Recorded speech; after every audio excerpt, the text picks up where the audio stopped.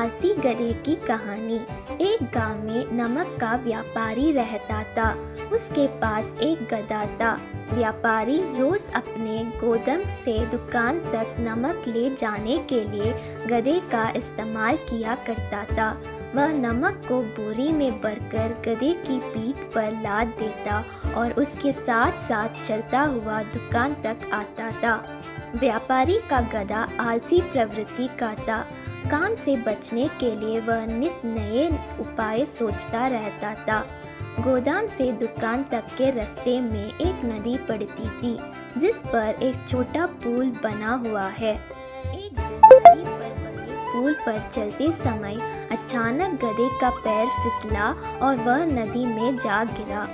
नदी के पानी से नमक की बोरी भीग गई। जब तक व्यापारी ने गधे को पानी से निकला, तब तक बोरी में भरा बहुत सारे नमक घुल चुका था।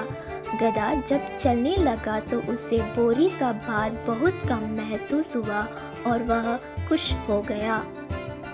उसने सोचा कि अपने ऊपर लदा बोझ हल्का करने का ये बहुत बढ़िया तरीका है। अगले दिन वह जानबूझकर नदी में गिर पड़ा। नमक पानी में घुल जाने से बोरी का वजन फिर कम हो गया। उसके बाद से वह हर रोज ऐसा ही करने लगा। रोज रोज गधे की ये हरकत देखकर व्यापारी उसकी चालाकी समझ गया।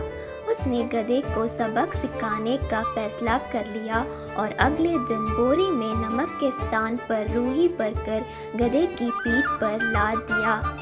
रूही हल्की थी। इसके बाद भी आलसी गधे ने सोचा कि क्यों ना रोज की तरह नदी के पानी में गिरकर इस वजन को हार कम कर लिया जाए। इसलिए वह जानबूझकर नदी में गिर पड़ा। लेकिन इस बार बोरी में नमक नहीं बल्कि रूही थी। पानी में भीगकर रूही का वजन कई गुना बढ़ गया। गधा जब उठकर चलने को हुआ तो इतनी भारी बोझ से उसका बुरा हाल हो गया। उस दिन के बाद से उसने कभी आलस न करने का निर्णय किया। सीख: आलस का फल कभी ना कभी मिल ही जाता है।